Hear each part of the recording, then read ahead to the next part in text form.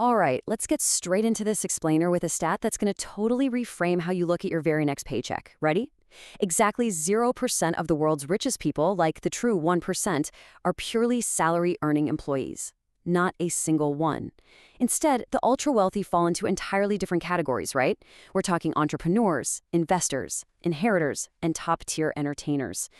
So if you want to know how to manage your money like the absolute best, we have to look at what those wealthy groups actually have in common, and more importantly, how you can replicate it, literally no matter what your current salary is. See, building real wealth requires a massive paradigm shift. It comes down to this idea: if you don't own something, you are what's owned. Wealthy people just fundamentally focus on owning things. Entrepreneurs own businesses. Investors own assets. Most of us, though, we're kind of trapped in a cycle by design. We get paid, we pay our bills, and we blow the rest on things that just lose value. It's essentially an illusion of freedom. You're working all month just to afford food, shelter, and water, which effectively leaves you with zero breathing room and forces you to work just as hard the very next month. To break free from this modern paycheck-to-paycheck living, you have to transition from being the person who works for money to being the person who owns things that make money. And that brings us to the absolute core of our explainer today, the 25-15-50-10 rule. Now, this isn't just some abstract theory. It's a highly scalable blueprint. It's designed so that anyone, completely regardless of their income level, can start managing their cash like a multimillionaire. It proves that wealth isn't really about how much money you make. It is entirely about how you manage what you make.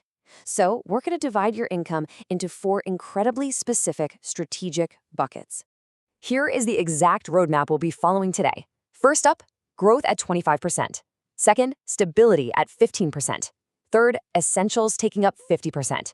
And finally, rewards at 10%. Let's see how applying these can completely transform your finances.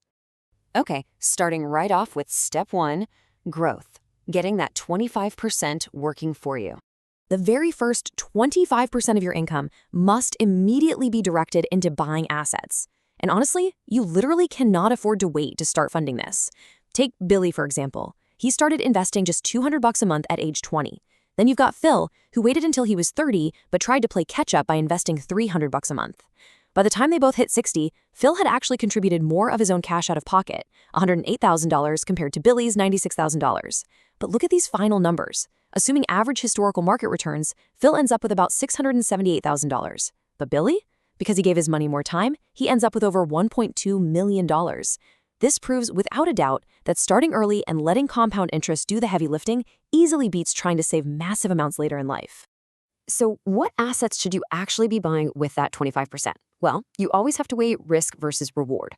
Well, you've got highly volatile stuff like alternative investments and individual stocks at the very top. The key recommendation here is to build your foundation at the bottom. Most folks should definitely start with low-risk index funds.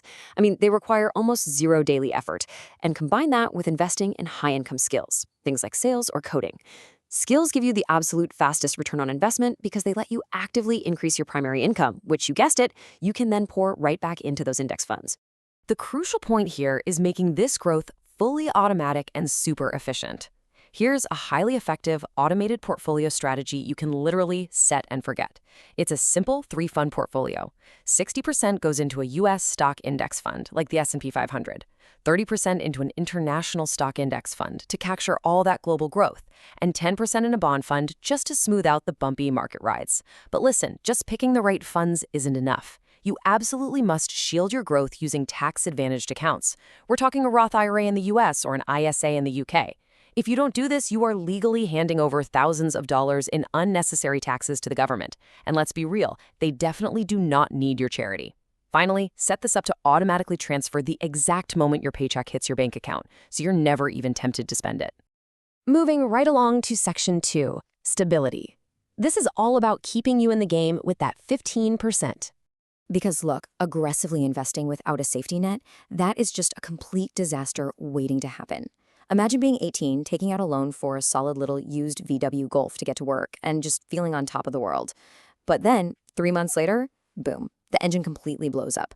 With zero backup savings, the only possible option to keep the car running and keep the job was to take on even more high-interest debt. That one unexpected event wasn't just a broken par, you know? It was a totally broken financial state that caused a full 1 year setback. Most people actually don't have a money problem. They have a stability problem.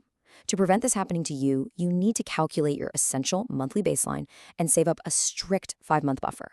But wait, you can't just shove this safety net under your mattress. There are 3 unbreakable rules for your stability fund. Number 1, it must be easy to access. Like, you need to be able to withdraw it within 24 hours without any penalties.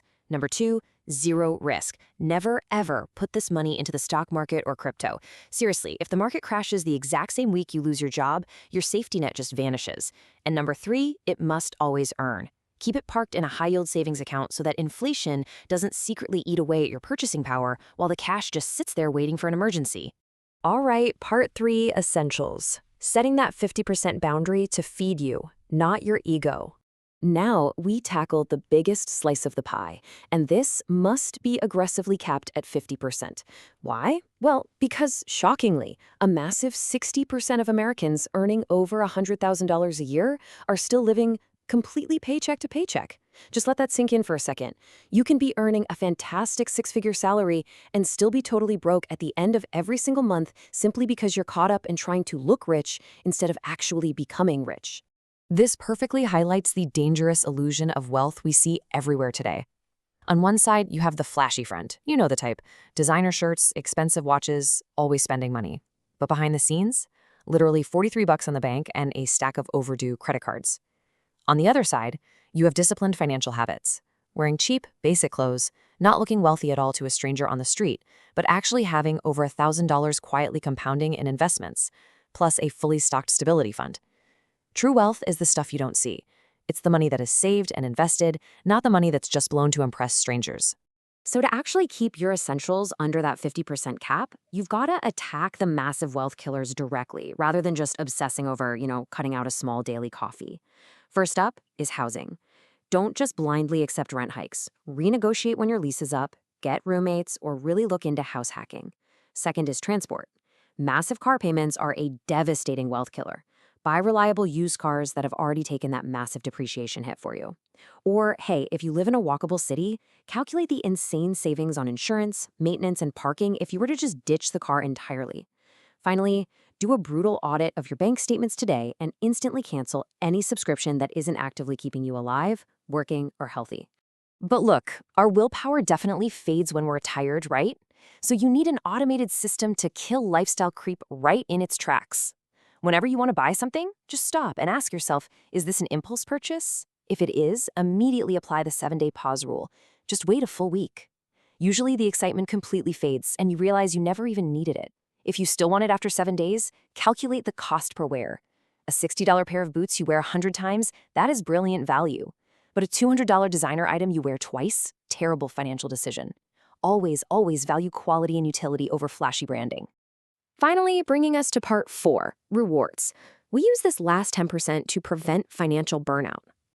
Listen, financial discipline absolutely requires strategically planned joy. Otherwise, you just become a statistic. Get this, 92% of people completely derail their finances and wildly overspend after going on these intensive, restrictive saving sprints. Why does that happen? Because saving without fun feels exactly like a punishment.